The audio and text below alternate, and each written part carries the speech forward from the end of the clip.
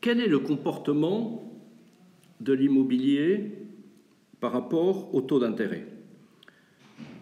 Ce graphique tente de répondre à cette question sur la période qui va de décembre 91 jusqu'à décembre 2016.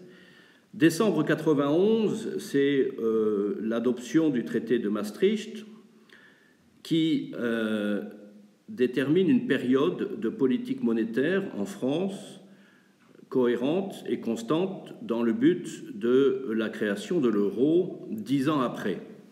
On peut dire qu'à partir de 91 jusqu'en 2016, on a fonctionné selon un régime monétaire à peu près constant, à peu près homogène, si on fait exception de la période la plus récente d'assouplissement quantitatif.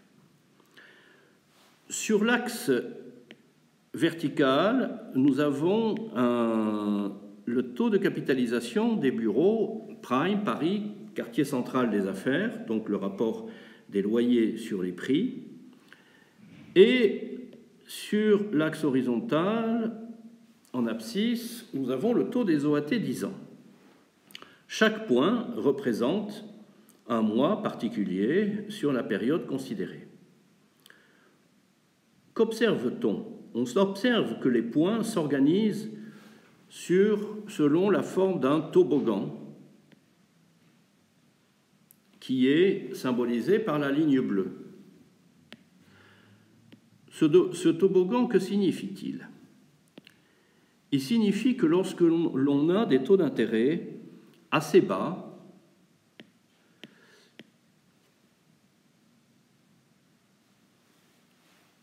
le taux de capitalisation devient relativement insensible au mouvement des taux d'intérêt.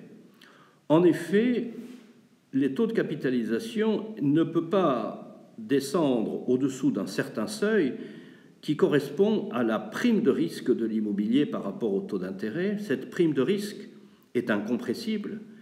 Elle tient à la fois à la prime d'obsolescence de l'immobilier, à une prime d'illiquidité et à une prime de volatilité.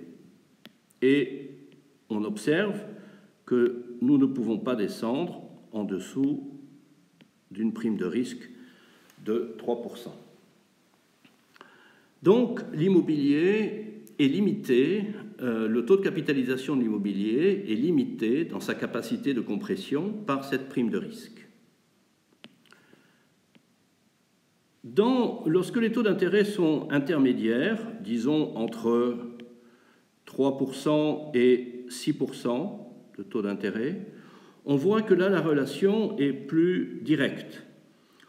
Les taux de capitalisation varient dans le même sens que les taux d'intérêt. Et puis, lorsque nous avons des taux d'intérêt très élevés, supérieurs à 6%, on voit que le taux de capitalisation ne bouge pas non plus. Il reste finalement en dessous d'un certain seuil, quelle que soit l'évolution des taux d'intérêt. Nous avons donc un mouvement dans lequel les taux d'intérêt ont une amplitude assez forte, qui va dans la période sous revue de 0% à 9%, alors que les taux de capitalisation, eux, restent dans une échelle beaucoup plus comprimée de 3% à 7%. Ce comportement est très facilement explicable par le fait que l'immobilier est un actif réel qui finalement obéit à des règles de solvabilité des locataires qui ne peuvent pas, qui agissent finalement dans le cadre de hausse de taux d'intérêt vers un plafond de loyer que ne peuvent pas dépasser en termes de solvabilité les entreprises, et, comme on l'a vu, dans le cadre de baisse des taux d'intérêt, par cette prime de risque incompressible. L'évolution des taux de capitalisation et des taux d'intérêt est donc beaucoup éloignée d'une relation directe d'une hausse des taux de capitalisation directement homothétique à la hausse des taux d'intérêt. C'est ce qui donne la complexité du du marché immobilier, c'est ce qui lui procure son comportement particulier par rapport aux obligations et ce qui lui donne en particulier cette capacité de diversification par rapport aux obligations.